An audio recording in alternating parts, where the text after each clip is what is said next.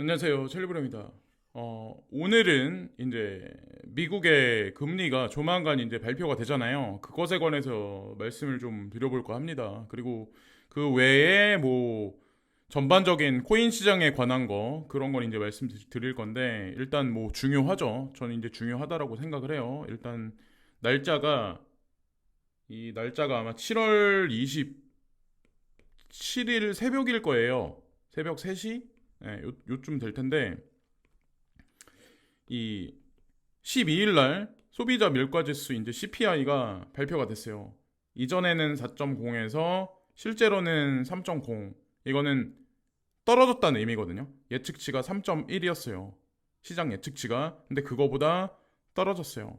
중요한 거는 코비드 19가 이제 발생되고 나서 그게 해제가 됐죠. 점진적으로 이제 해제됐고 우리는 지금 마스크를 쓰지 않고 다닙니다. 중국의 공급망은 서서히 지금 회복되고 있는 와중이고 한편에서는 디플레이션을 걱정할 정도로 지금 인플레가 사그러들고 있는 현재 와중이라서 뭐 지금 얼마 전에 어저께인가 그저께 나온 뭐 배드와치 자료에 의하면 0.25% 인상한다는 게 거의 뭐 98%다 이렇게 얘기가 나오는데 미리 전부터 설레발치면서 0.25% 금리 인상될 거야. 이게 벌써 시장 전반에 깔려 있기 때문에 실제로 이게 발표됐다고 하도 시장에 충격 주는 거는 미온적일 가능성이 좀 높다라고 생각하고 뭐 동결이 나오면 땡큐고 이게 나와도 의미 없다라고 이제 저는 생각을 해요. 다만 이제 중요한 건 이건 미국 얘기였고 그 다음은 어디냐면 이 호주 얘기거든요.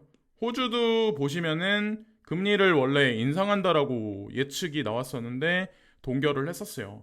자, 여기도 이제 그랬었고 하다못해 이제 뉴질랜드 중앙은행도 5.50%로 금리를 지속적으로 인상을 하다가 동결을 합니다. 그래서 전 세계적인 트렌드가 금리 동결 쪽으로 지금 가고 있는 트렌드라는 거를 인지하시면 되지. 우리나라 같은 경우도 제가 여기 자료를 추가는 안 했지만 우리나라도 동결했던 걸로 알고 있거든요. 인하는 아니지만 어쨌건 지금 현재 트렌드가 이렇게 가고 있다는 걸 말씀드리고 이거는 좀 바보 같은 뉴스인데 인도 브릭스 금기반 공동통화 이탈 하면서 이제 물음표 던지고 외무장관 브릭스 통화 아이디어 없다. 왜 하필 지금 시점에 이 얘기가 나올까? 8월 22일인가? 이때 이제 브릭스 회의가 있는데 이때 특히나 이제 공동통화에 관한 중요한 얘기가 나오는 걸로 알고 있는데 정확히 한 달 전쯤에 왜 이 얘기가 나왔을까? 예? 대중을 바보 취급하는 거죠. 예. 어쨌건 이 흐름은 이어집니다. 뭐 브릭스 공동통화가 추구하는 거는 탈달러화라는 걸 여러분들 이미 아실 거고 탈달러화에 반대되는 게 위안화의 부상은 아닙니다. 우리 그냥 코인 투자 안 하시는 분들 잘 모르시는 분들은 뭐 위엔화의 기축통화와 이렇게 얘기를 하시는 분들이 많은데 그거는 아니고 위에 탈달러화가 이제 부추기는 게 사실은 이제 이 공동통화의 탄생이고 공동통화의 탄생 중에 하나의 퍼즐이 이제 위에나의 부상으로 보시면 그게 더 올바른 정답이지 않을까 저는 생각을 해요. 어쨌건 탈달러화는 지금 현재 진행되고 있습니다. 예, 이 친구가 이 그림이 모든 것을 이제 얘기해 줄 거고 아마 더 명확해질 거라고 저는 생각해요. XRP에 관한 모든 것들도. 뉴질랜드 중앙은행 5.5%에서 멈춤. 경제학자들은 2024년에 완화될 것으로 본다. 완화한다는 의미는 금리를 인하한다는 의미죠. 네. 그래서 금리 동결이 상당히 오랜 구간 지속되지 않을까. 지금은 이도 아니고 저도 아닌 장세의 흐름. 비트코인 ETF도 승인 난 것도 아니고 뭐 이도 저도 아닌 상황이긴 하지만 어쨌건 어저께부로 프로세싱이 진행되기 시작을 했어요. 예, 카운팅이 이제 들어갑니다. 예, 언제라고 딱 말은 못하지만 카운팅이 들어갔기 때문에 결과값이 전 나올 거라고 생각을 해요. 이것과 이제 뭐 금리 동결이라든가 여러 가지 것들이 뭐 ARM의 IPO라든가 여러 가지 것들이 아마 매칭돼 있지 않을까 전 생각을 해요. 그리고 이거는 이제 메타사죠. 말도 많고 탈도 많았어요. 작년 말에는 테슬라 같다 말도 많고 탈도 많았고 그때 이제 100달러까지 100달러 이하까지 떨어졌었죠. 99달러 까지 떨어졌던 걸로 알고 있는데 메타도 상당히 많이 떨어졌었죠. 근데 슬금슬금 어느 순간 올라오더니 여기 보세요. 모두 망한다고 했는데 240% 뛰었다. 몰라봐서 미안해. 메타가 망하진 않죠.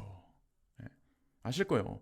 세상은 3차 산업 위반에 현물 경제에서 4차 산업 기반에 뭐 비대면 사회로 가는데 비대면 사회에서 가장 핵심적인 역할을 하는 게 VR 산업인데 메타사가 왜 망합니까?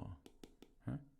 여기서도 미디어가 엄청 그걸 했죠. 푸시를 했죠. 그래서 메타 망한다 망한다 막 이러면서 메타사는 결국 갈 수밖에 없어요. VR 가상현실 막 이런 것들 그 안에 코인이 경제의 주체가 될 거고 어쨌든 그렇습니다. 큰 프레임에서. 그리고 중요한 거는 애플이 발표를 했죠. 일단 발표를 했는데 제품 출시하는 거는 2024년 초반이다라고 얘기를 했었던 것 같아요.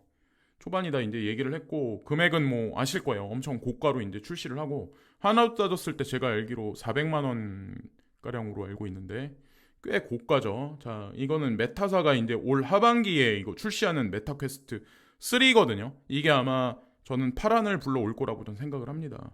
이거는 개발자나 아니면 얼리 어댑터를 위한 애플사의 기기였고 이거는 대중을 위한 거죠.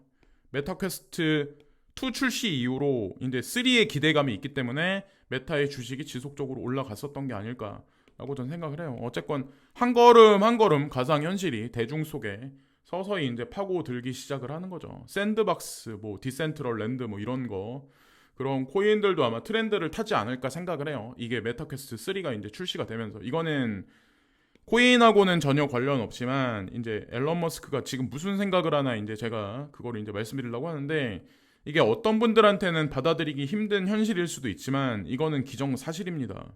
앨런 머스크가 어떤 행위를 했는지 보면 거기 사실 비밀이 있어요. 머스크 테슬라 돈으로 특수 유리 구조 자택 건설 계획. 이거는 중요한 게 아니라 진짜 이제 충격적인 얘기는 뭐냐면 앨런 머스크가 2020년에 집을 소유하지 않겠다고 선언한 뒤 캘리포니아에서 보유했던 7채의 주택을 처분했다. 여기 나와요. 캘리포니아를 떠나 소득세율이 낮은 텍사스로 이사를 했다. 미국 정부는 텍사스의 세금 비율을 낮추게 용인을 해줍니다. 오히려 다른 주들보다. 그래서 많은 사람들이 텍사스로 이주를 했던 걸로 알고 있어요. 그거는 우회적으로 미국 정부가 경고를 하고 있는 거고 머스크가 거기에 이제 활용 점정을 찍습니다. 머스크는 텍사스 오스틴 외곽에 직원들이 일과 거주를 함께 할 수 있는 일종의 유토피아를 건설하겠다는 계획을 마련했다.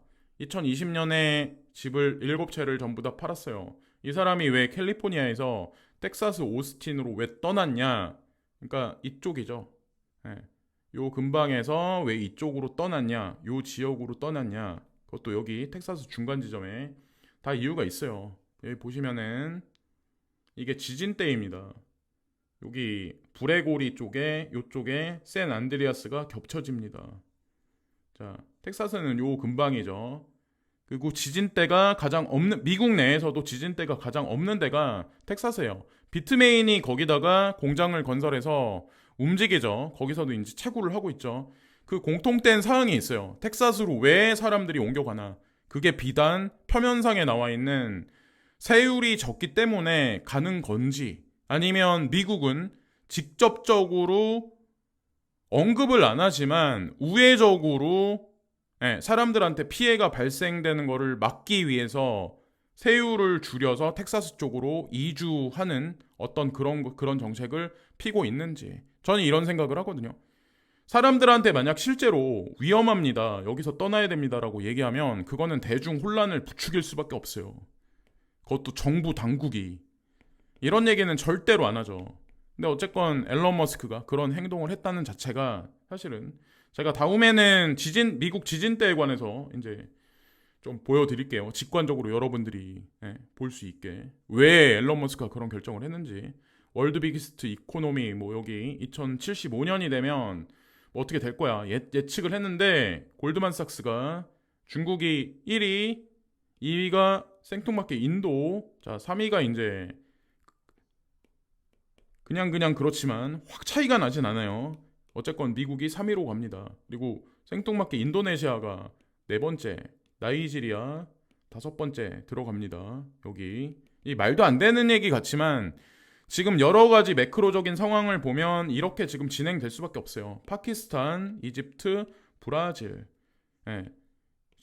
독일은 지금 현재 요쪽 어디 근방에 있을 텐데 여기로 밀려납니다. 멕시코. 그래서 상위에 있는 여기 보면은 국가들이 거의 대부분이 브릭스입니다. 잠정적으로 이제 브릭스에 추가되는 국가들인데 지금 현재 5개국인데 플러스 41이 되면서 브릭스 플러스가 되죠. 탈달러화가 그래서 진행될 수밖에 없어요. 공동통화가 구현되고 그 공동통화 구현되는 스위프트 2.0에 비트코인이 거기에 그리고 각국 중앙은행이 뽑아내는 CBDC가 같이 유통되면서 탈달러화를 맞추지 않나 그런 거를 이거 하나만 봐도 느낄 수 있지 않나라는 생각을 해요. 여기 보면은 2075년이니까 와 이렇게 먼데 이렇게 보실 수 있지만 중간 과정이 있죠. 중간 과정이 있습니다. GDP, GNP의 이제 브릭스 오페크 플러스의 이제 성장 요거를 거기다 대입해서 보시면 어떨까? 10년 내 세계 중산층 절반이 아시아에 거주한다. 참고로 이제 저도 이제 뉴스 취합을 요즘에 많이 하는데 인도인들이 요즘에 중산층이 많이 늘어나면서 관광도 많이 하고 건강에 관심이 많아가지고 이런 뭐 건강식품 관련해서 이것저것 지금 산업이 계속 발달하고 있다라고 하더라고요. 지금 어쨌건 이대로 진짜 맥킨지가 예측했던 대로 지금 흘러가고 있어요.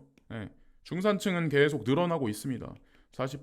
여기 보면 48에서 늘어나고 있고 오히려 유럽하고 북미 쪽은 점점 이제 사람 살기 이제 점점 에너지 가격이 올라가고 곡물 가격이 올라가면 조금 힘들어지는 세상이 오지 않을까 생각하고 7월 12일 날 위믹스 클레이튼 서로 뭐 GC 파트너 됐다. 이걸 보면서 제가 어떤 생각을 했냐면 아실 거예요. 위믹스가 궁지에 몰렸을 때 전 위믹스 살아날 것 같다라고 말씀을 드렸고 거기다가 이제 가장 활용 점정이 뭐냐면 업비트입니다. 업비트. 제가 그냥 제 개인적인 생각에는 위믹스가 업비트에 상장될 것 같아요. 다시 왜냐면 클레이튼이 어딘지는 아마 아실 거예요. 무슨 관련이 있는지 아마 아실 거예요. 카카오랑 무슨 관련이 있고 두나무랑 또 무슨 관련이 있고 이거를 파트너십 관계를 맺었다는 의미는 모종의 비하인드에 뭐가 있다는 의미거든요. 자, 그래서 뭐 그건 시간이 얘기해 줄 거라고 저는 생각합니다. 그리고 위믹스는 위믹스의 목표는 종합 디지털 금융 플랫폼 뭐 이런 의미의 표현을 이 장영국 대표님이 이제 말씀하셨는데 아시겠지만 지금 전통금융은 점점 취약해지고 있습니다. 한국은 새마을금고, 미국은 퍼스트 리퍼블릭 뭐 이런데 실리콘밸리 은행들, 유로존은 뭐 크레딧 스위스 이런 데들 그런 데인데 일단 수면 아래로 잠시 가라앉았을 뿐 결국에 크랙이 가고 공백이 생기면 그 자리에 지금 가상자산과 관련돼 있는 거래소라든가 이런 플랫폼이라든가 종합 금융 서비스를 중간에 두고 기둥을 세워서 그 빈 공간에 들어오지 않을까라는 생각을 합니다. 자, 이것도 뭐 나중에 뭐 어떻게 되겠죠. 그리고 21개 주에서 블록체인 지원, 위즈덤 트리 소비자 앱 출시. 정부의 용인이 있기 때문에 이게 실시가 될 수 있지 않을까요? 21개 주에서나 미국에 이렇게 했다는데 이들이 이제 바라보는 코인이 여기 나옵니다. 여기 위즈덤 트리 나와 있죠. 이것을 확대하면 일단 대표적으로 비트코인, 이더리움 뭐 이거는 당연한 거고 이거는 더 이상 언급할 필요가 없고 자 증권성 시비에 말려있는 카르다노, 솔라나 대표적인 코인들은 다 가지고 있네. 증권성 시비에 말려있는 거. 그러니까 괜찮다는 의미예요. 여기다 기준을 잡고 그냥 보세요. 걱정하지 마시고 그리고 비트코인 캐시, 비트코인 이더리움, 비트코인 캐시, 라이트코인 이 친구들은 제가 현물 ETF 승인 날 가능성이 상당히 높다라고 말씀드렸던 것 같아요. 그리고 인터체인 역할 하는 코인 중에 대표적인 코인 두 개가 있는데 하나는 체인링크고 하나는 폴카닷입니다.